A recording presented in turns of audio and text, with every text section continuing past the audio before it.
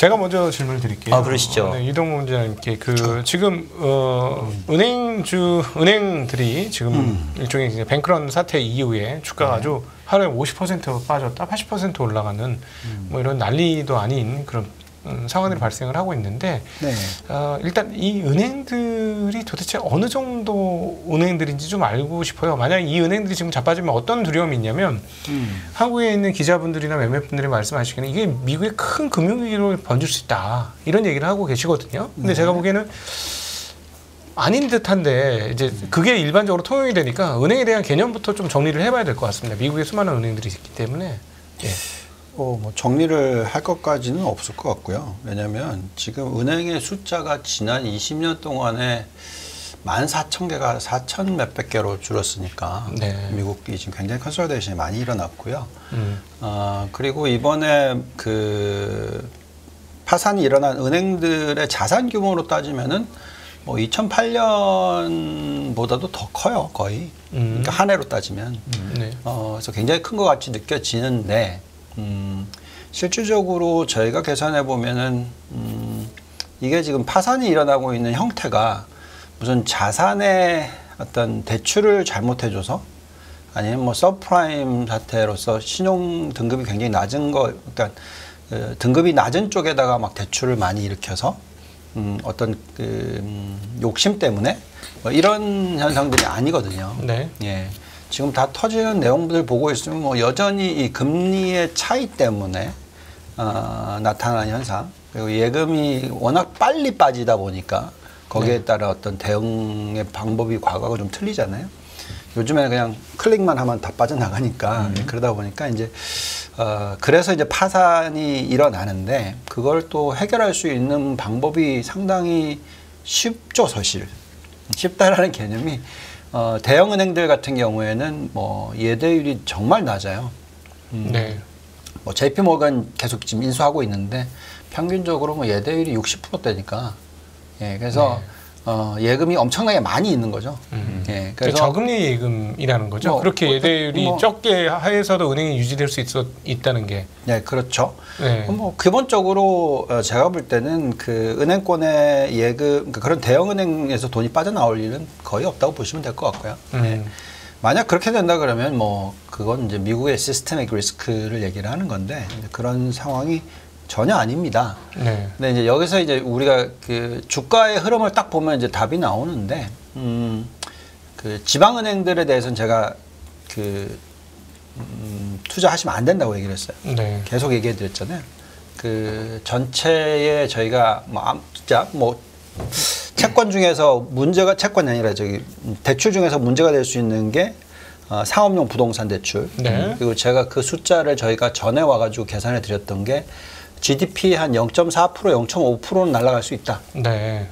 그러니까 그게 손실로 잡힐 수 있다라고 얘기했잖아요. 근데 그 정도 손실 가지고는 시스템ik 리스크나 뭐 어떤 엄청난 위기가 오진 않아요. 네. 0.4%는.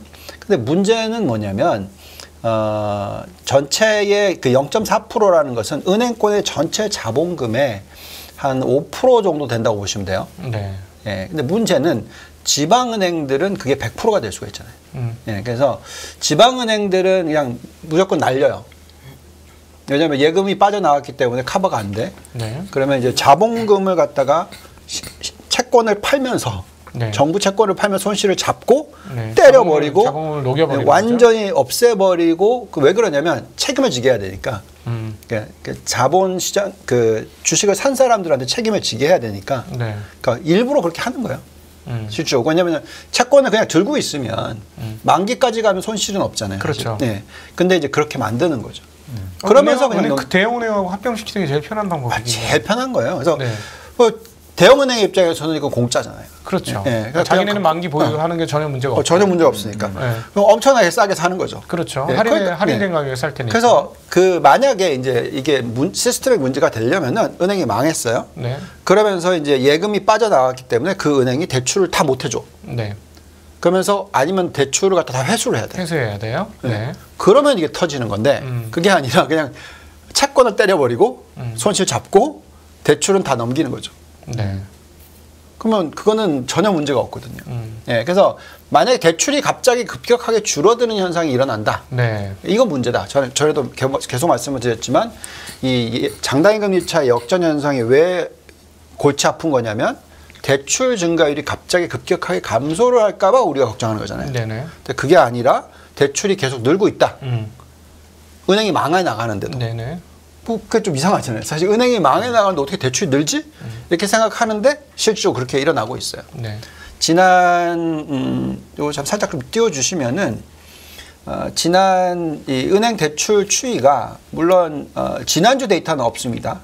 그렇지만 4월 26일주까지는 있어요. 네. 그때까지 보시면은 대출이 4주 연속 증가를 했고요. 4월 26일 주에는 자그마치 416억 달러가 늘었어요. 이 숫자를 연간 환산시키면 17.9%입니다. 그러니까 대출이 느는데 경기 침체 안 넘어간다는 거죠. 네. 시스템의 리스크가 안 터진다는 거죠. 혹시 그 지역은행들이 그 자기네 이제 갚아야 되니까 대출을 빨리 그 환수해서 대출이 지역은행발로 대출이 줄어들 가능성은 없을까요? 아니, 그러니까 지금 매니저들이 그걸 결정을 하는 그러니까 그 은행의 매니저들이 지금 날라갔는데 그걸 왜 그렇게 결정을 하겠어요? 고객을 자기네 대형 은행들은 고객을 데리고 올 케이스잖아요. 네. 특히 사실 퍼스트 리퍼블릭 은행은 굉장히 고객 풀이 좋다는 얘기까지 들었거든요. 네. 예, 제가 볼 때는 그렇게 안 가죠. 가장 손쉽게 채권 손실되고 주식 다 날리고 경영진들 다 잘라버리고 딱 넘기는 거죠. 예, 굉장히 깔끔하게 넘길 수 있는 방법들이 많다 보니까. 아니 그거야 뭐 제3자 중앙은행의 연준에서나 아니면 네. 대형은행 입장에서 그렇게 해줘 너무 좋아 당연히 그렇게 바라겠죠. 깔끔하니까. 근데 해당 은행 입장에서는 내가 왜 내 자본을 다 녹이면서 그렇게 그냥 빨리 대출을 회수해버려가지고 갚아가지고 이거 좀 맞춰야지 이런 생각을 할 수 있지 않을까요? 그걸 어떻게 해요? 근데 대출이 약정 만기가 그걸 있는데 어떻게 해요? 그걸. 중도 그 계약 때문에 환매할 수 없어서. 그걸 자기 마음대로 한 겁니까? 아니잖아요. 네. 그렇죠. 그러니까 만기가 돌아온 거를 연장을 안 해줄 수는 있겠지만 네. 은행도 약정을 해줬을 텐데 대출 만기가 있는데 그 중간에 우리 돈 없으니까 게다가 걔네들은 이건 안 지금 되겠고. 예금이 빠져나가지고 네. 자금이 모자라는데 그걸 뭐 대출을 회수해가지고 그걸 갚아줄 거예요? 아니 FDIC 가지고 싹싹 빌어야지. 그 방법밖에 없는데 네. 거기다 대놓고 너네들 엿 먹어라 그런 매니저가 나왔다? 그러면 평생 감옥 가죠 오히려. 그러면은 앞으로도 중소형 은행에서 계속적으로 자빠지는 일은 연속적으로 계속 일어나겠네요. 근데 저는 왜 이게 놀랬냐면은 사실 한 은행이 그 나라의 시장을 좌지우지하는 것도 한정적으로 막아놔야 된다고 얘기를 과거에 해왔잖아요. 근데 지금 이번에 그 퍼스트 리퍼블릭 은행을 인수를 하면서 뭐 그 전에 JP 모건은 계속 인수를 해왔잖아요. 네. 요즘 예금의 시장 점유율이 이제 12%가 넘어가더라고요. JP 모건? 13%가 돼요. 네. 그럼 원래 한도가 한 10% 정도인데 그거 다 넘었어요 이제. 그거를 미 연준이 허가를 해주는 거잖아요. 네. 예, 그래서 이제 그런 얘기까지 하죠. 이제 뭐 뱅커의 킹이 왔다. 뭐 제이미 다이먼드가 이제 거의 무슨 신이다. 뭐 이런 식의 얘기까지. 그래서 너무 이게 이제 미국은 완전히 이제 지금 부익부 빈익빈으로 가는 현상이 막 나오는 거죠. 계속해서. 그러다 보니까 뭐 주식시장은 똑같은 현상 나오고 있고 대형 기술주만 올라가고 사실 러셀 2000은 뭐 거의 바닥. 네, 뭐 이런 식으로 빠지는 얘기까지 나오고 있고. 그래서 미국이 옛날 같지가 않은 건 확실한데 어쨌든 미국은 그 센 놈들한테 힘을 다 실어주고 있다. 이번에 이제 파월 의장의 기자회견에서도 앞서 말씀하신 대로 14,000개의 은행이 4,000개 정도로 줄었다라고 얘기하면서 상당히 그걸 뭐 부정은 아니었어요. 그 말투는 분명히 네. 그거는 뭐 자연스럽게 일어날 수 있는 거야라고 얘기하는 걸 들으면서 깜짝 놀랐던 게 앞으로 계속 이런 일이 일어나겠구나. 그러면 네. 그걸 잘 생각해 보시면 지금 리퍼블리칸 vs 데모크래시잖아요. 네. 사실 리퍼블리칸이 좋아할 내용이잖아요, 이게. 그렇죠. 그죠? 근데 지금 현재 정권이 데모크래시인데 네. 계속 지금 은행을 그렇게 가고 있으니까 뭐 제가 볼 때는 별로 싸움이 안 일어나는 거죠. 계속 이렇게 가는 거죠. 대형 기업들에 몰리게 되는 현상이 자꾸 생기는 거고. 네. 네. 그래서 참 자연스럽게 그렇게 가는 것 같은데 네. 근데 그게 나중에는 어떻게 보면 이제 사회적 불안과 뭐 여러 가지 현상과 연결이 되기는 할 수 있겠지만 제가 볼 때는 지금 미국의 입장에서는 중국과 계속 패권 싸움을 하는 과정에서 이게 더 극대화될 것 같다는 생각이 들거든요. 그래서 계속 제가 드릴 수 있는 말씀은 투자를 하는 데 있어서 어쩔 수 없이 부익부 빈익빈 현상에 동참을 할 수밖에 없어요. 여기다 싸워가지고는 이기기가 어렵다는 거죠. 예, 중소형주 은행주들이 나쁜 은행들이 아니거든요, 사실. 근데 예금이 빠져나갔어. 근데 그냥 뭔가 잘못됐다라는 것 갖다 얘기를 할 거 아니에요. 왜? 미스매치가 됐다. 네. 사실 옛날에도 얘기했지만 은행이 국채를 사는 게 뭐가 나쁘냐 이거죠, 사실. 그죠? 어떻게 보면 굉장히 안전한 운영을 하는 경우잖아요, 사실. 서프라임 사태 같이 막 돈 빌려주지 않아야 되는 사람들한테 빌려주면서 엄청난 이자를 때린 것도 아니잖아요. 예, 그러니까 그래서 이럴 때는 뭐 어떡하겠습니까? 지방은행들 투자를 하면 정말 좋은 은행이라고 하더라도 예금만 빠져나가 버리면 끝장나니까 에코티는 그 순간에 날아가는 거예요. 예, 그렇게 만들어 버리기 때문에 정말 조심해서 투자를 하셔야 된다고 말씀드립니다. 잠깐만요. 지금 너무 여기 쪽에 좀 집중이 되니까 그죠, 한의원님 오셨는데 네, 한의원님한테 여쭤보려고 하고 네, 있었어요. 그랬어요? 네, 하고 한의원님 있습니다. 질문 하시나요? 당연히 질문하려고 하죠. 너무너무 잘 듣고 있습니다. 네. 아니, 이렇게 되면은 네. 그 지역은행 조그만 것들을 계속적으로 넘어가는 일들이 있을 수밖에 없는 거 아니겠습니까? 꽤 오랫동안. 네. 그게 미국 시장의 일종의 우리 지난주 한 목요일 날도 봤습니다만 그 불안 요인으로 계속 중간중간에 등장하지 않을까 하는 생각도 드는데요. 네. 그래서 지난 이제 목요일 날 백악관에서 했던 얘기가 이제 중소형 은행에 대한 공매도를 점검하겠다고 했는데 이제 닭이 먼저냐 달걀이 먼저냐예요. 그러니까 은행이 위기가 생겨서 주가가 빠진 거냐 아니면 주가가 빠져서 은행이 위기가 생긴 거냐 사실 몰라요. 그러니까 예를 들어 SVB 같은 경우에도 문제가 있다고 발표를 하고 그래서 그 문제는 우리가 한 20억 불 정도 되는데 이건 내가 증자를 해갖고 메꿀 거야 이랬는데 네. 증자한다고 하니까 주식을 작사를 내서 증자를 못하게 만들었죠. 그래서 망한 거예요. 그리고 이제 이 헤지펀드들이 계속 그 대상을 찾는 거죠. 이번엔 얘.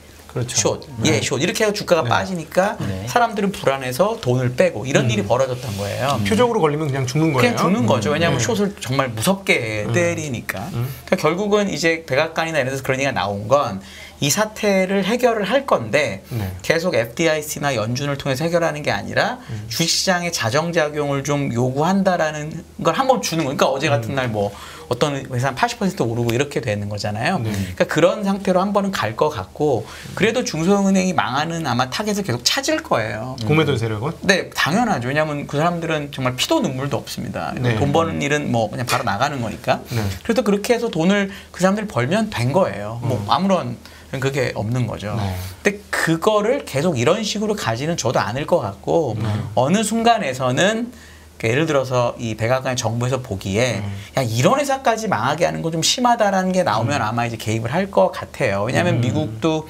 뭐 코로나 때나 리만 때나 금융주 공매도를 막은 적이 있거든요. 그러니까 이제 그런 상황으로 훨씬 더 많이 갈 것 같고 그리고 중소형은행이 처음 SVB 망했을 때를 생각해 보시면 그때 S&P 500이 3,800까지 빠졌었습니다. 근데 오히려 망하고 나니까 유동성이 투입이 된다고 주식이 많이 올랐었거든요. 그렇죠. 근데 그 다음에 퍼스트 리퍼블릭 뱅크가 망할 때도 그런 걸 기대는 주식이 4,100을 잘 못 넘어요. 그러니까 이제 그런 상황으로 계속 가지 않을까라고 저는 생각을 하죠. 그래서 저는 유 본부장님 말씀에 꽤 많이 동의하는데 중소형은행이 망하는 것 하고 미국 전체 증시하고는 의외로 큰 상관이 없을 수도 있다라고 저는 생각을 하죠. 네. 제 음모론 하나 여쭤보도록 하겠습니다. 네. 최근에 이제 연준의 이 발언 내용들을 보면 그냥 좌시하겠다는 거거든요. 지역은행 도산하거나 합병되고 네, 하는 거는 네. 그건 과거에도 많이 있어 왔다라고 네. 얘기한 걸 봐서는 이런 사태를 그냥 좌시하겠다라는 건데 예전에 했던 발언을 보면 뱅크런 사태로 인해서 실질적으로 금리 인상 효과가 있다라고 네. 했어요. 그러니까 이제 더 이상 금리 인상은 안 할 건데 얘들이 계속 이렇게 휘청휘청거리고 망해주면 금리 인상 효과가 있으니까 자기네가 원하는 이 열기를 식히는데 너무 좋을 거야. 네. 그러니까 일부러 방치하고 그냥 관망하는 자세로 계속 냅둔다.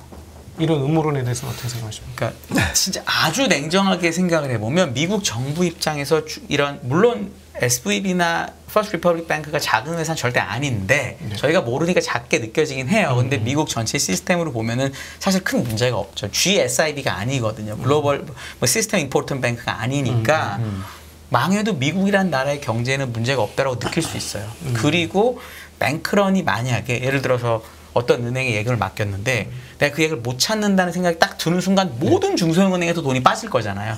그것만 막겠다는 것 같아요. 그러니까 은행이 망해도 너희들 예금은 우리가 어느 정도 보장해 줄게. 그러니까 걱정하지. 여기까지만 딱 해놓으면 많은 중소형은행에 계속 예금이 남아 있는 거죠. 근데 예를 들어 이번에 퍼스트 리퍼블릭 주가가 너무 많이 빠지니까 결국 뭐 이렇게 돼서 넘어간 거니까 그런 정도로 생각하는 것 같고, 그리고 이제 옛날에는 이제 뱅크런 하면 신문에 은행 앞에 막 장사진을 치잖아요. 돈을 빼려고. 근데 지금은 예를 들어 우리 봉제 말씀하신 것처럼 돈을 옮겼어요.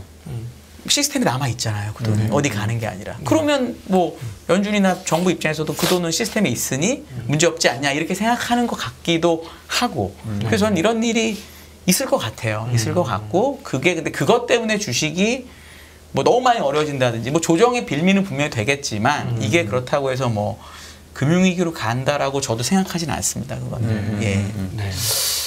좀 제가 궁금한 거는, 그러니까 지금 말씀하셨던 것처럼 뭐 최근에 벌써 미국에서만 3개 은행이 도산을 했는데, 뭐 그렇다고 해서 이게 옛날처럼 뭐 신용경색을 야기하고 뭐 전용 효과에 의해서 뭐 다른 쪽으로 연쇄적으로 이렇게 뱅크런이 나는 건 아닌 것 같긴 해요. 근데 이제 우려를 하는 거는 어쨌든 연준도 긍정적으로, 연준 입장에서 긍정적으로 생각하는 게 어쨌든 간에 예전보다는 은행의 신용 창출에 대한 의지는 좀 떨어지지 않겠냐. 이쪽에서 이쪽으로 옮겨간다 하더라도 언제든지 자기가 타깃이 될 수 있기 때문에 예전보다는 좀 대출을 좀 깐깐하게 할 수밖에 없지 않겠어요. 근데 이제 그러다 보면은 가뜩이나 높아진 금리에 신용 여건 자체가 좀 타이트해지면 결국은 이제 약한 고리에서 터질 수밖에 없는 거 아니냐 하면서 우리가 지금 뭐 계속 여기저기 다 얘기하는 게 미국의 사업용 부동산 아니겠습니까? 그래서 지금 특히나 미국의 오피스의 공실률이 높다고 하니까, 그래서 혹시 이렇게 은행들의 신용에 대한 그런 그 공여 자체가 줄어들면서 요 약한 고리, 뭐 오피스 시장이 됐든 뭐 상업용 부동산 시장이 됐든 이런 쪽을 건드려서 이게 펀더멘탈에 조금 악영향을 줄 그런 리스크는 혹시 어느 정도 생각을 하고 계시나요? 상용 부동산도 많이 여쭤봐서 제가 최근에 리포트를 쓰긴 썼는데 결론은 저는 크게 걱정할 필요는 없다 이고요. 미국의 전체 그 부동산 대출이 한 18조 달러 정도 됩니다. 근데 그 중에 12조 달러가 주거용 모기지고 6조 달러가 이제 상업용이더라고요. 그래서 이 6조 달러가 위험하다는 건 상업용 전체 부동산을 말합니다. 근데 우리나라 가계부채가 뭐 1,000몇백 조라고 그게 다 위험한 게 아니잖아요. 그러니까 일단 그 6조 달러라는 숫자 자체는 되게 과장돼 있다. 1번이고요. 2번은 공실률이 높다는 거는 팩트입니다. 그건 데이터로 나오니까. 근데 연체율은 또 별로 안 높아요. 네, 연체율 데이터는 별로 높지 않습니다. 그러니까 우리가 뭐 가로수길이나 이런 데 가보면 공실이 되게 많아요. 근데 우리나라 건물값이 되게 안 빠져요. 진짜 안 빠집니다. 왜냐하면 제가 부동산도 좀 했었으니까 건물은 손바뀜이 별로 없습니다. 원래 이 레버리지라는 거는 뭔가를 새로 살 때 생겨요. 집도 새로 구매할 때 돈을 빌리고 건물도 내가 새로 사거나 개발할 때 대출을 일으키는데 상업용 부동산의 이 손바뀜은 주택보다 훨씬 적습니다. 그래서 일단 상업용 부동산에서 새롭게 대출을 많이 일으키는 것도 좀 적을 거라고 생각이 들고요. 세 번째는 또 위험하다고 느끼는 게 또 맞는 게 올해 이 CMBS 상업용 부동산을 토대로 찍은 채권의 만기가 올해가 작년에 7배예요. 올해 많긴 많고 그거는 팩트입니다. 근데 이런 생각을 제가 했어요. 이건 너무 냉정한 얘기인데 제가 이제 CMBS를 샀다고 칠게요. 여기 은행에서 뭐 여기다 채권을 팔아가지고 이 대출을 그래서 여기 무슨 운용사에서 만들어서 팔았어요. 근데 올해가 만기인데 운용사에 가서 이제 돈 달라고 했더니 운용사에서 거래가 안 돼가지고 이거 미안한데 돈 못 줄 것 같다. 주려면 뭐 어거지로 건물을 때려갖고 반토막쯤 줘야 돼. 이러면 대신에 여기서 이렇게 얘기할 수 있죠. 대신에 지금 이자는 우리가 줄 수 있다. 연체율 낮지 않냐. 그래서 또 이거 그냥 3년 더 가지고 가는 게 어때? 라고 얘기하면 아주 많이 고민할 것 같아요. 그리고 정말 만약에 상업용 부동산이 문제가 돼가지고 CMBS를 팔아서 반토막을 받으면 이 금융회사에 문제가 있는 게 아니라 저한테 문제가 있죠. 채권을 매수한 사람들? 네. 그래서 물론 그 반토막이 났으니까 제 재산이 줄었으니까 당연히 신용경색이 되고 소비도 줄고 할긴 할 거예요. 근데 그런 식으로 소비에 영향을 주는 것하고 이 상업용 부동산 때문에 시스템이 문제가 된다는 건 완전 다른 얘기죠. 그렇죠. 마지막은 상업용 부동산 대출의 3분의 2를 중소형은행이 또 가지고 있더라고요. 그러니까요. GSIB가 아니라. 그러니까 이제 이게 다 연결이 되는 건데 지금 연체율이 낮거든요. 근데 사실 올라갈 수 있죠, 당연히. 이게 올라가면 데이터를 딱 봤더니 중소형은행이 다 들고 있어요. 그럼 당연히 사람들 어떻게 생각할까? 아, 중소형 돈 빼야겠다. 왜냐하면 상용 부동산 대출이 문제가 돼서 이 회사가 대손을 많이 썼고 문제가 생기면 내 돈 못 찾을 수 있으니까 빨리 돈 빼가지고 대형은행에 넣어야지 이럴 수 있거든요. 이것도 아까로 돌아가는데 그럼 이 중소형은행 또 망가지는데 이 대형은행은 또 아싸 이렇게 되는 거죠. 그러니까 이게 분명히 말씀하신 대로 대출이 줄어들고 신용경색이 되고 다 소비 다 맞는데 그래서 이제 하반기에 약한 경기 침체가 오는 건 거죠. 예를 들어 지금 컨센서스로 보면은 GDP 성장률이 뭐 마이너스 0.3, 0.4 뭐 이렇게 돼 있더라고 하반기에. 그러니까 그 정도가 이제 적정한 거지. 상업용 부동산이 6조 달러가 터진다고 해서 리만 사태까지 온다라는 거는 저는 아닌 것 같아요. 그래서 그런 내용을 썼었습니다. 요거 하나만 맞춰볼게요. 요거 하고 이제 또 부부장님.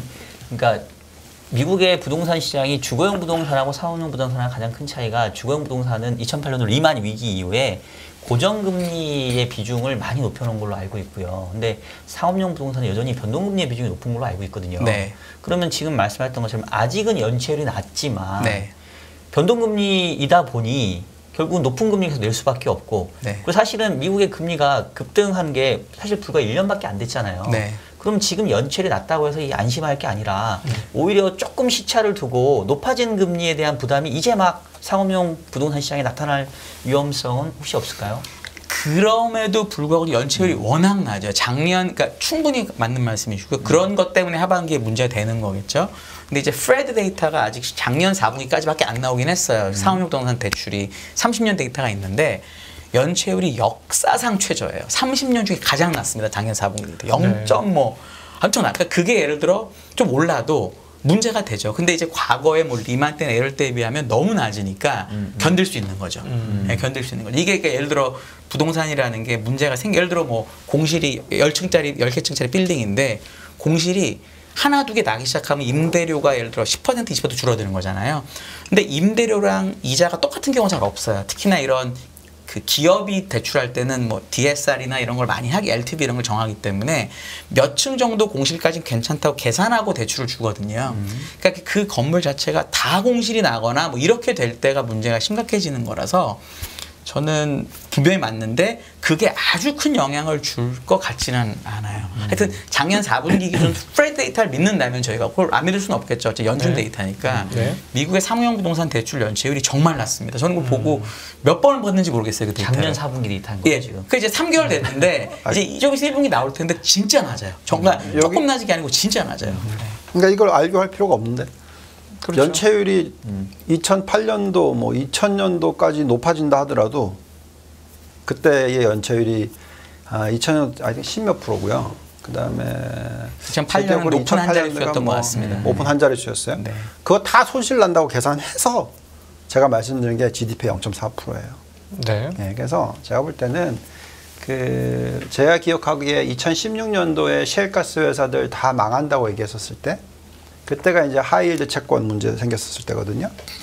그때 제가 계산했었을 때 GDP에 미치는 영향이 전체 여신 규모가 GDP 한 3%였고 로스 50% 때린다 하다 1.5% 정도 영향을 미칠 거라고 계산했거든요.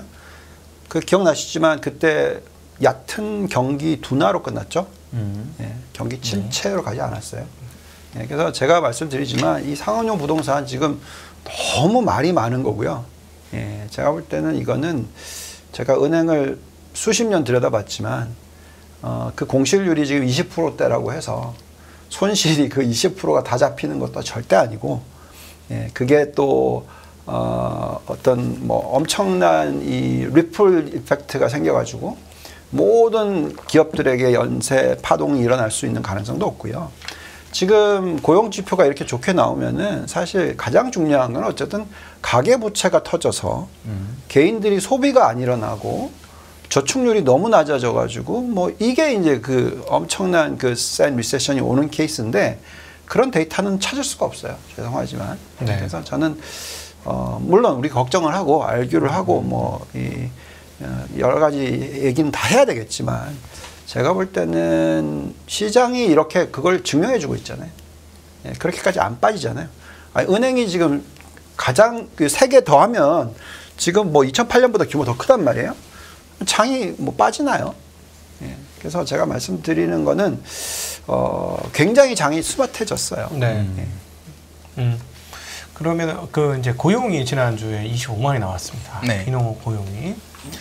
여기에 대해서 코멘트를 좀 해주셔야 될 것 같아요. 이 고용이 도대체 우리한테 무엇을 얘기하는지 네. 그걸 알아야 이제 미국의 거시 상황들 그리고 뭐 연준 인사들이 하는 발언도 이해될 것 같거든요. 일단 첫 번째로 얘기 드려야 되는 게 2월하고 3월 고용이 하향 조정됐습니다. 네. 그러니까 2월에 고용자 증가수에서 마이너스 8만 정도 됐고요. 3월도 또 마이너스 8만이 됐어요. 그러니까 사실 마이너스 16만이었기 때문에 기저가 낮은 상태로 플러스 25만이 된 거라 사실 2월, 3월 숫자가 안 바뀌었으면 이번에는 또 한 자릿수 증가로 끝났을지도 몰라요. 그러니까 우리가 보는 것만큼 25만 증가가 다 증가된 건 아니다. 그게 일단 1번이고요. 네. 2번은 실업률이 지금 3.4%인데 3.4%가 계속 이제 거길 왔다 갔다 하잖아요. 네. 근데 실업률도 중요한데 미국의 실업자 수도 중요해요. 미국의 실업자 수가 지금 560만 명인가 그렇더라고요. 근데 560만이면 미국의 인구가 3억이 안 될 때, 그러니까 70년대 이전에 찍었던 최저치고요. 최근에는 그 이하로 실업자가 간 적이 없는 거죠. 그러니까 분명한 사실은 예를 들어 메타 같은 무서운 회사는 직원 수가 10만 명이었는데 지금 7만 7천이고 앞으로 또 자른대요. 그러니까 이런 식으로 잘리는 건 분명히 많고 그래서 IT 제조세 서비스업은 취업자가 마이너스거든요. 그래서 고액 소득자의 소비자 심리가 지금 나빠요. 근데 이제 연준이나 이제 미국 정부가 보는 거, 특히 내년 대선을 앞둔 민주당에서 보는 거는 저소득층의 고용이 나빠지는 그림이 나오기 전까지는 금리를 높게 유지할 것 같아요, 저는. 그게 이제 하반기에 저는 그래도 어쩔 수 없이 고용이 나빠지는 경향 그림은 나올 거고, 네. 그게 이제 실업률이 올라가는 과정이겠죠. 근데 그게 예를 들어 옛날처럼 뭐 실업률 막 10% 이렇게 가지는 않을 것 같아요. 그래서 이번에 실업률 낮은 거는 분명히 좋은 일이고, 근데 고용 25만을 그대로 액면 그대로 볼 수는 없다. 왜냐? 2월, 3월 숫자가 하향 조정됐기 때문에. 고용이 어느 정도 돼야 이거 진짜 고용이 나빠졌어라고 얘기할 수 있을까요? 그러니까 원래는 2018년에 금리 인상이 있다가 중단될 때는 실업률이 어디까지 갔냐면 4%를 넘겼나 못 넘겼나 그럴 거예요. 그래서 그때는 그 정도만 돼도 나빠졌다고 느꼈는데 옛날에는 사실은 실업률 6, 7% 가야 나쁘다고 느꼈거든요. 근데 18년에 그때 한번 금리 올리다가 18년 말에 주가 20% 빠지고 그래서 금리 중단하고 막 이랬었잖아요. 네. 그러니까 그때는 결국은 낮은 실업률에서 올라왔기 때문에 한 50베이시스 포인트만 올라가도 이것이 경제가 안 좋은가라고 느끼더라고요. 그러니까 아마 이번에도 아마 실업률이 지금 3.4인데 연준이 아마 이제 6월 달에 또 SEP에서 자기네 실업률 목표를 얘기를 하겠지만 네. 아마 3% 후반이나 4% 초반만 돼도 연준은 실업률 높은데 이럴 수 있을 것 같아요. 그런데 이제 그게 아직 안 가고 있어서 사람들은 아직까지 괜찮다고 느끼는 것 같아요, 저는. 네. 자, 그러면 우리 유 본부장님께 여쭤보고 싶은 게 지난주에 뭐 그 FOMC도 있었는데 약간 이제 시장하고 연준하고 약간 진실 게임? 약간 이런 느낌이거든요. 그러니까 연준은 금리나 안 한다 이러는데 시장은 에이 금리나 할 거면서 계속 이제 이런 시각인데 채권 시장이죠. 정확하게 얘기하면. 뭐, 그렇죠. 뭐 채권 시장이죠. FF 선물 시장에 반영된 금리가 그런 거니까 네. 뭐 근데 지금 말씀하신 고용지표의 호조를 감안해 보면 어쨌든 통화 정책만 보면 금리를 인하할 명분이나 이유가 상당히 약하다고 볼 수밖에 없지 않을까요? 그렇죠. 이제 저희가 얘기하는 거는 금리에 있어서는 저는 아무래도 박사님보다는 좀 세게 보죠, 그죠? 예. 예, 뭘 다 말씀하시고. 아무튼, 네, 그러니까 제가 말씀드리는 거는 미국의 민간이 감당 가능한 금리 수준이 3.5%는 감당 가능하다라고 얘기를 하는 거였고요. 예, 그래서 금리를 굳이 막 엄청나게 더 떨어뜨릴 필요는 없다라고 생각을 하는 거라서 네. 그래서 아마 지금 미국 10년 국채 금리가 3%대 중반에서 거의 뭐 좀 내려갔다가 다시 올라갔다가 뭐 계속 이렇게 갈 거라고 저는 생각해요. 예, 그래서 이제 저는 더 이상 채권에서 벌 게 없다라고 생각하거든요. 그러니까 연 3.5%가 최고다. 제가 볼 때 앞으로는 이제 그리고 또 이게 더 많이 막 떨어질 것 같아 보이지도 않아요.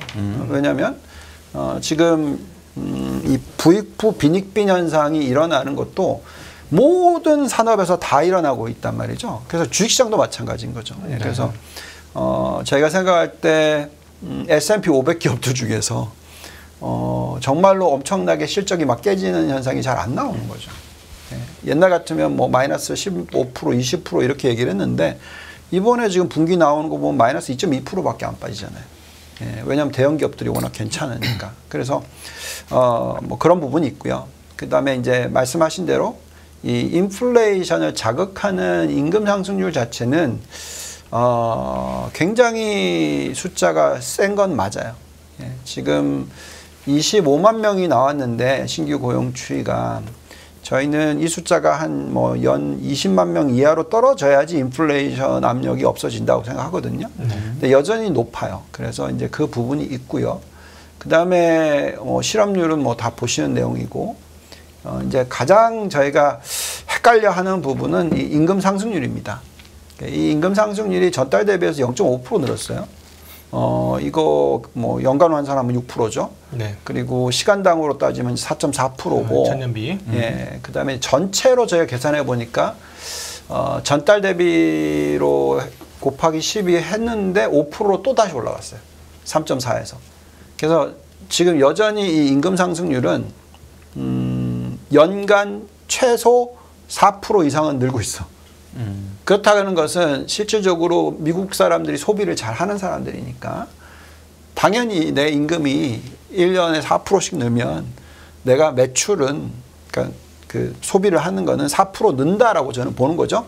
근데 그 4%가 그 안에 인플레이션이 얼마나 들어가 있는 거죠. 명목이 4% 는다고 계산하면. 네. 지금 매출 증가율이 딱 얼마가 지금 나오고 있냐면 1, 4분기가 S&P 500 기업들의 매출 증가율이 지금 3% 정도 나온다고 말이죠. 네. 예. 그러니까 이익이 마이너스 2.2%라는 것은 인플레이션 집어넣으면 마이너스가 나오는 거예요. 네. 예, 그런 정도로 좀 계산하고 있거든요. 그래서 근데 여전히 이 숫자를 보고 있으면 그게 너무나 약한 숫자가 아니에요. 예, 그래서 제가 볼 땐 미 연준은 금리를 올해 안에 안 내릴 수도 있다. 뭐 근데 이제 그 갭이 벌어져 있는 대로 그대로 가는 거죠. 이게 언제 문제가 되냐면 은행권의 예대율이 막 올라가가지고 이제 역마진이 생기는 비중이 점점 커져서 네. 은행권의 예대 마진이 급격하게 축소가 돼서 돈을 벌어들이는 한 해가 적기 때문에 이제 이게 신용경색으로 완전히 넘어가는 현상까지 연결되면 그때는 엄청나게 충격이 올 수가 있거든요. 근데 지금은 그런 숫자가 아니에요. 그러니까 거기서 우리가 하나 그냥 우리가 좀 도식적으로 접근했던 게 예대금리 그러니까 장단기 금리 역전이 몇 개월 지나면 경기 침체를 반드시 불러온다 했는데 아니라고 얘기했잖아요. 지금 보니까 뭐가 문제가 있냐면 미국 은행의 예금 이자가 말도 안 되게 낮더군요. 원래 낮아요. 예금 이자는 어디든 간에. 아니 예금 이자가 그렇게 낮으면 뭐 대출 이자 뭐 대충 받아도 도대체 은행이 망할 이유가 없고 대출을 급격하게 줄일 이유가 없는 거잖아요. 그렇죠. 봐요. 우리나라가 네. 예대 마진이 낮은 국가예요. 네. 왜냐하면 워낙 우리나라는 은행들한테 공공성을 따지기 때문에 네. 그래서 예금 금리를 될 수 있으면 많이 주고 네. 대출 금리를 될 수 있으면 깎아주는 네. 그런 케이스란 말이죠. 그래서 우리가 흔히 얘기하는 NIM이라고 있어요. 그러니까 네. 순이자 마진율. 네. 이게 우리가 2%를 넘어가는 적이 별로 없었어요. 그렇죠. 한국은 그렇죠. 네. 근데 금융위기 터지기 전에 미국은요. 그 숫자가 4%까지 갔어요. 네. 그리고 평균적으로는 3% 정도 나와요. 네. 지금 떨어져서 한 2.5% 정도 나올 거예요. 근데 이게 이제 지금 이런 식으로 자꾸 가면은 네. 이게 깎여서 우리나라처럼 2%대 미만으로 떨어지기 시작한다고요. 그러면 이게 뭐냐면은 버퍼가 적어지는 거예요. 그러겠죠. 연간 단위로 2%, 3%의 차이는 크거든요.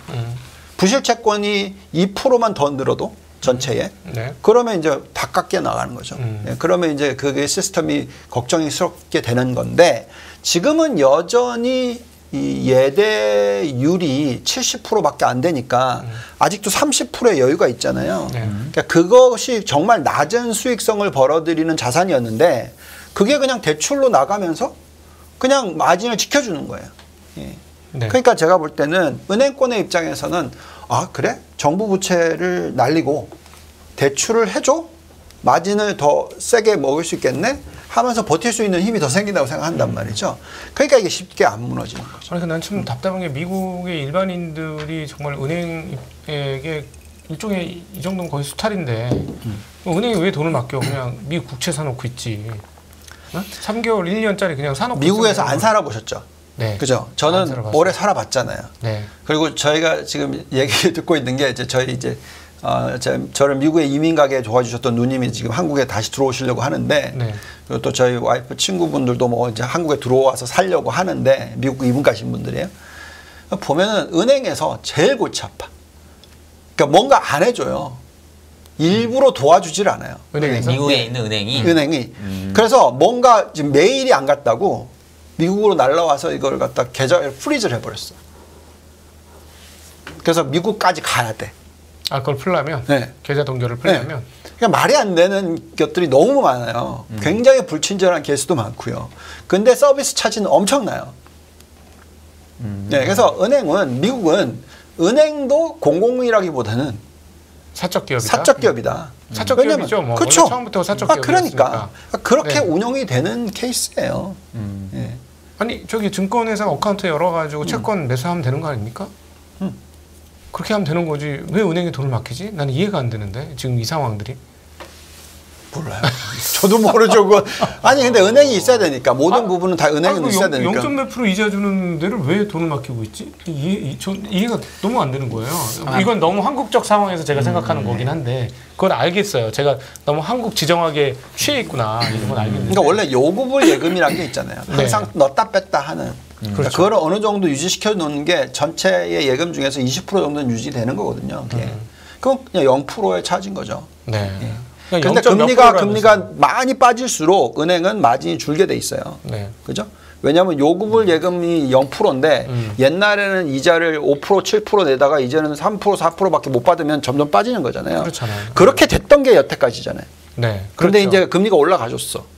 아니 그러니까 예대금리차가 더 벌어지지 않았냐는 아니, 거예요. 그러니까 여러 가지 부분 봤었을 때 은행은요. 네. 제가 볼 때는 지금 미국의 은행은 쉽게 망할 거라고 생각하지 않으시는 게 맞습니다. 그러니까 쉽게 망하는 방법이 네. 이게 지금 예금이 빠져나가서예요. 네. 예. 그거는 사실 보면 대형 은행한테는 진짜 이건 논한 거거든요. 그래서 나 제이미 다이먼이 얘기하는 걸 듣고 있으면 저 아저씨는 그러니까 뭐 나라를 구하는 것처럼 얘기를 하지만 정말 장사꾼이다라는 생각밖에 안 드는 게 뭐 이 퍼스트 리퍼블릭 은행 망하기 전까지만 하더라도 뭐 금융위기 터질 수도 있고 뭐 경기 침체가 세게 올 수도 있고 뭐 별의별 얘기를 다 하다가 인수 딱 하자마자 이제 또 아니라고 얘기를 하잖아요. 그러니까 그게 결론적으로는 금리가 높을수록 좋아요, 은행은. 뭐 당연히 그렇죠. 당연하죠. 예, 그러니까 지금 여전히 높은 금리에 유지시키려고 하는 포스가 더 센 거죠. 은행이. 네, 은행의 입장에서. 네, 그래서 미 연준의 입장에서도 은행이 안 망하면 시스템 리스크가 안 오니까 네. 그거에 대해서 그렇게 별로 견제를 안 하는 거죠. 아, 우리 너 살려줬지? 예. 그리고 개인들의 입장에서는 지금 여유가 있잖아요. 네. 예, 임금이 5%씩 늘어나는데 이자 5% 낸다고 해서 망하냐 안 망하는 거죠. 그러니까 이런 스테이트로 해가지고 계속 갈 수 있어요. 몇 년 갈지 저는 몰라요, 이거 답에. 그래서 너무 그 방향성을 딱 잡고 이게 폭락할 장이 올 거다. 아니면 뭐 폭등할 장이 올 거다. 이런 케이스가 아닌 것 같다는 생각이 자꾸 드는 거죠.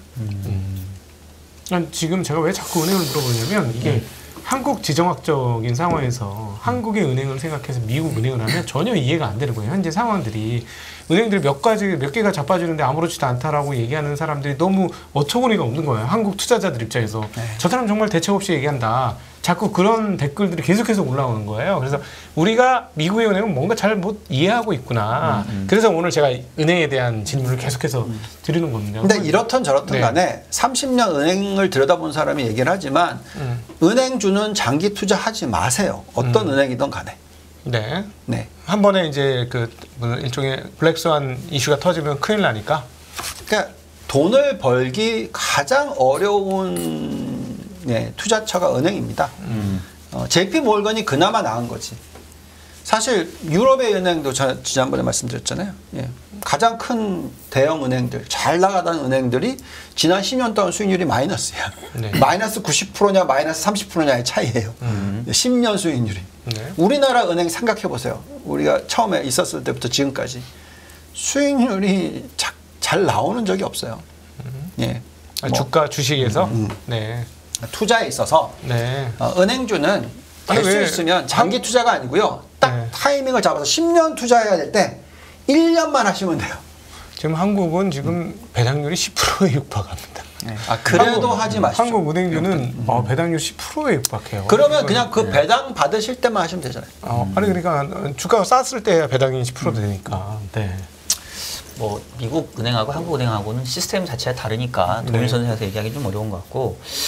자, 사실 뭐 이제 우리가 은행 쪽 이슈를 계속 얘기하는 이유는 뭐 은행에 투자하려고 그러는 게 아니라 전반적인 이제 시장 방향성이나 이제 펀더멘탈에 악영향을 줄 거냐 말 거냐 이제 이 부분 때문에 운영하는 것 같은데 또 우리 한유님 오랜만에 뵀으니까 저희 지난번 방송 때도 이제 자꾸 기억에 남는 게 한유님께서는 이제 현금 비중 조금 여전히 좀 높게 가져가야 된다는 말씀 주셨던 것 같아요. 혹시 그 이후에 조금 달라진 스탠스가 있으실까요? 최근에 어쨌든 시장은 좀 움직였으니까. 저는 그때도 4,100이고 지금도 4,100이고 4,100이 계속 유지가 되고 있는데 단기적으로는 전 여전히 고점 같고요. 4,100은 고점 같고 이제 내일 모레 물가 발표가 되고 그리고 뭐 저는 부채 한도 협상이 절대 무슨 뭐 파국을 만든다고 절대 생각하지 않는데 역사적으로 보면 부채 한도 협상이 한 10% 정도의 조정을 줬던 경우는 꽤 자주 있었거든요. 근데 저는 이제 그런 것 때문에 5월도 여전히 요번에 저희 그 5월 말 전망을 낼 때 저희 회사에서 3,700, 4,100을 주장을 하고 있고요. 그래서 주장했던 거는 4,100이라고 하면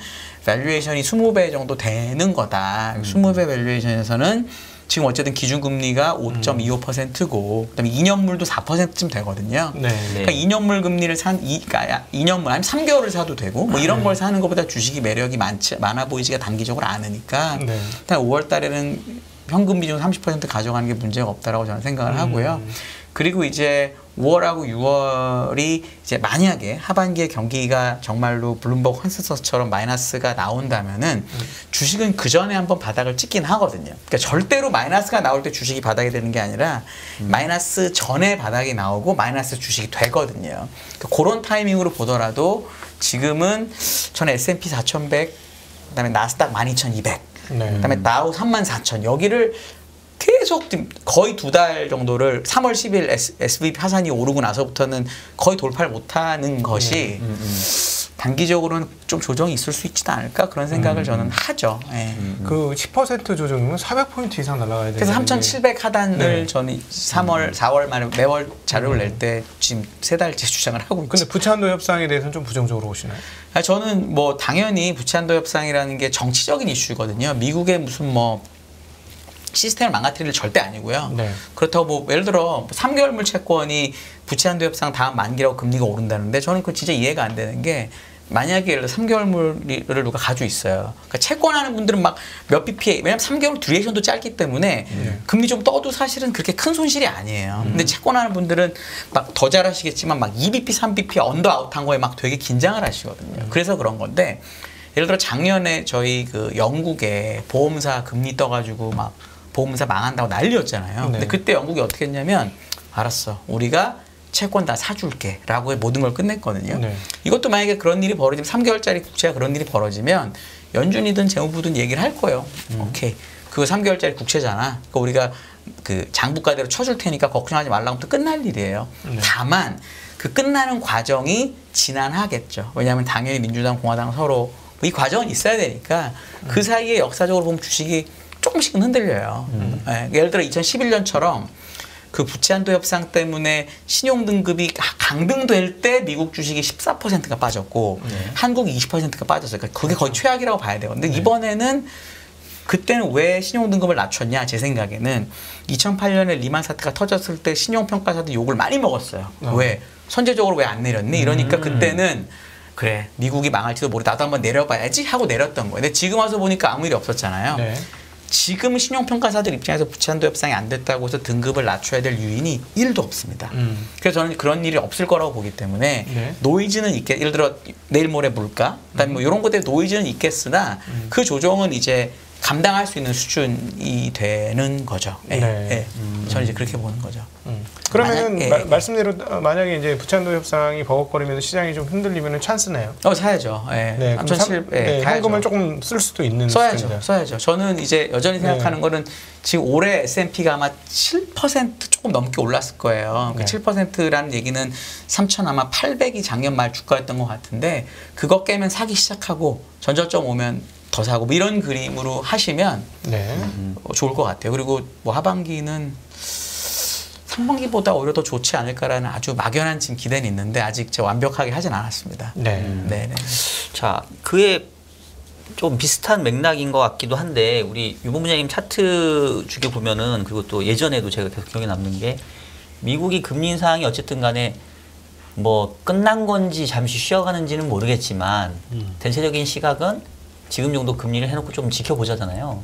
근데 이제 본부장님 가져오신 그 장표 중에 보면은 금리 인상 마지막 금리 인상 이후에 오히려 주식시장은 조금 더 아웃퍼폼했던 그런 게 있었던 것 같은데 네. 혹시 그 내용 조금 설명 가능하실까요? 네, 우선 아까 그 2011년 얘기를 하셨으니까 네. 그 부분하고 좀 연결시켜서 좀 얘기를 해드리면 저는 아마 그 한 의원님이 보시는 것보다는 한 200포인트 정도 에서 300포인트 정도 더 높게 잡아요. 네, 그래서 하단이 뭐 3,700이면 하단을 4,000 정도로 잡고 윗단을 갖다가 4,100이면 4,400 정도로 잡고 이렇게 보고 있습니다. 그래서 저는 연말에 한 4,300 정도 그렇게 보고 있어서 그 빠지는 폭 자체를 생각보다 좀 덜. 네. 10% 빠짐이 아니라 뭐 한 5% 정도밖에 안 정도 보는 거고요. 또 올라간 룸을 갖다가 뭐 추가로 10%는 못 된다 하더라도 뭐 한 자릿수 후반 정도. 그러니까 요렇게 지금 밴드를 저희는 밸류에이션상 구해보면 그렇게 나오고 있고요. 그 다음에 이제 오히려 저는 밑으로 빠질 수 있는 리스크보다는 오히려 위로 튈 수 있는 리스크가 더 높다라고 생각하는 게 이게 지금 S&P 500 선물 매도 포지션이에요. 그래서 이게 이제 2011년 수준까지 지금 벌어졌었어요. 네, 그러니까 금요일 날 뭐 이상한 데이터 제대로 뭐 나온 것도 없는데 오히려 뭐 인플레이션 더 자극하는 숫자 나왔는데 튀잖아요. 그러니까 경기 침체가 안 온다라는 뉘앙스만 나와도 시장은 오히려 반대로 튀게 돼 있는 케이스죠. 왜냐하면 너무나 많은 사람들이 EPS가 마이너스 16%갈 거다. 모겐 스탠리가 지금 좀 어저스트 업 했는데 EPS 195 잡잖아요, 올해. 네. 그러니까 이게 195를 많은 사람들이 지금 보고 있는 거란 말이죠. 그러면은 220에서 195니까 10% 이상 깎이는 걸 예상하는데 실질적으로 연말에 그게 아니었다. 그러면 이제 위로 튈 수 있는 확률이 더 높다라고 얘기를 해드리는 거고요. 그 다음에 이제 말씀하신 대로 그 지금 이 테이블은 1970년대 이후에 마지막으로 금리를 올리고 나서 시장의 흐름이에요. 그래서 평균치는 13.3% 오르는 게 맞습니다. 근데 이제 여기서 이제 저희가 더 중요하게 생각하는 건 뭐냐면 아주 단기간에 금리를 빨리 올렸을 케이스일 때는 보통 그 금리의 영향이 시장에 엄청나게 많이 먼저 미쳤기 때문에 금리를 마지막으로 올리고 나면은 시장이 빠지는 게 아니고 올라갈 확률이 더 높아진다라고 저희는 생각을 하고 있습니다. 물론 그게 이제 금리가 만약에 5% 수준으로 계속 유지가 된다 그러면 뭐 10년 국채 금리가 거기로 되돌아간다 그러면 이건 말짱 도루묵이지만 5%에서 지금 10년 국채 금리 3.5%니까 이 단기 금리가 3.5로 떨어질 거라고 생각한다면 그렇죠. 그렇다면 저희는 시장은 3.5%를 반영한 적정 S&P 500은 4,300이 맞고요. 만약에 그게 뭐 3%까지 더 떨어진다고 계산하면은 그게 거의 뭐 제 계산으로는 아까 보니까 4,600 정도 나오는 것 같아요. 그래서 어쨌든 지금 현재 시점에서는 뭐 금리와 경기 침체 이 두 가지를 같이 보셔야죠. 예, 그래서 어느 정도의 영향이냐라는 거 봐야 되는데 저희는 여기서 더 이상 금리를 올릴 필요는 없다고 생각하고 예, 그래서 여기 5% 유지되는 구간이라면 시장은 오히려 좀 더 한숨을 쉴 수 있을 것 같지 않나. 그러니까 숨을 쉴 수 있지 않을까. 왜냐하면 계속해서 걱정했던 게 경기 침체가 세게 올 가능성에 대해서 걱정을 많이 했기 때문에 그리고 이런 환경에서는 여전히 그 기업들의 셀렉션이 중요해요. 지금 그 무빙 에버리지 위로 올라서 있는 비중이 너무 작잖아요. 예, 그래서 결국은 종목 선별을 제대로 해 놓지 않으면은 지수도 못 쫓아가는 거죠. 예. 네. 예, 왜냐하면 절반 이상이 거의 2배 이상 수익이 나고 있고 절반 이상이 뭐 거의 수익이 안 나고 있고 이런 현상이니까. 네. 예, 그래서 지금 딱 보면은 지난 한 달 4월 달 나스닥이 플러스 3%였어요. 예. 그리고 죄송합니다. 나스닥 100이 플러스 3%였어요. 근데 나스닥 전체는 0%. 당원은 오히려 떨어졌죠. 네. 그리고 러셀 2000은 마이너스. 네. 그러니까 무슨 얘기냐면 중소형주들은 지금 힘을 못 쓰고 대형주, 그것도 기술주 중에서도 아주 큰 기술주들, 뭐 이런 종목들이 지금 계속 이끌고 가고 있어서 저희는 종목 선별의 시대라고 자꾸 얘기해 드릴 수밖에 없어요. 종목이나 섹터는 예전에 말씀하셨던 그런 뭐 반도체, 그다음에 뭐 신재생, 그 정도 뭐가 있었죠? 네, 그다음에 전기차. 기술주들. 네, 전기차 부품. 네. 전기차 부품. 근데 이제 지난 4월 달이 헷갈리니까 네. 1월부터 3월까지는 다 같이 올라갔어요. 나스닥, 그 제가 말했던 대형 뭐 반도체, 신재생 에너지, 전기차 다 올라갔어요. 근데 4월 달이 어떻게 됐냐면은 다들 이제 헷갈리는 거지. 이제 많이 올라갔어.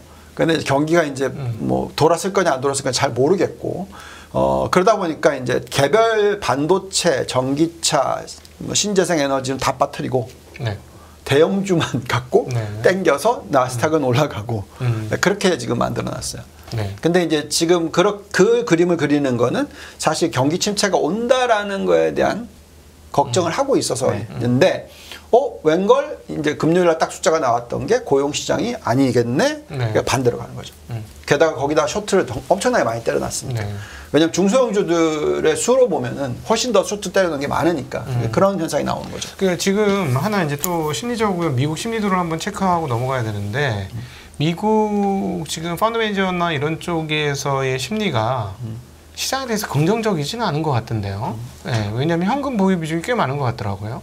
그러니까 아까 보면 네. 제가 이 차트 보여드렸죠. 2011년 이래 가장 그 선물로 매도 포지션이 가장 높아요. 네. 이게 지금 신용등급 강등당 했을 때 수준이라니까요. 그 정도로 지금 주식에 대해서는, 그리고 가장 우리가 많이 보는 게 뭐 매니저나 추천하시는 분들이 가장 얘기 많이 하는 게 올해는 채권의 해다. 근데 채권의 해인가요? 채권의 시즌은 이제 지나갔죠. 작년 그렇죠. 10월 그러니까 달부터 올해 1분기까지 가장 좋았죠. 이게 지금 뒷북 때리는 것 같다는 거죠. 네. 그래서 제가 볼 때는 오히려 서프라이즈는 주식에 있다. 예, 연말로 갈수록. 왜냐하면 숫자가 점점 연말로 갈수록 괴리가 벌어지는 게 보이니까. 네. 예. 근데 아직까지는 뭐 4,300 보려고 지금 4,100인데 막 아주 적극적으로 사기가 좀 그렇잖아요. 근데 이제 종목으로 들어가면은 괴리가 많이 벌어진 종목들이 많이 나와요. 예, 그래서 그거를 좀 많이 하셔야 된다라는 생각이 듭니다. 한희 의원님, 그 미국 경기가 생각보다 너무 센 거 아닙니까?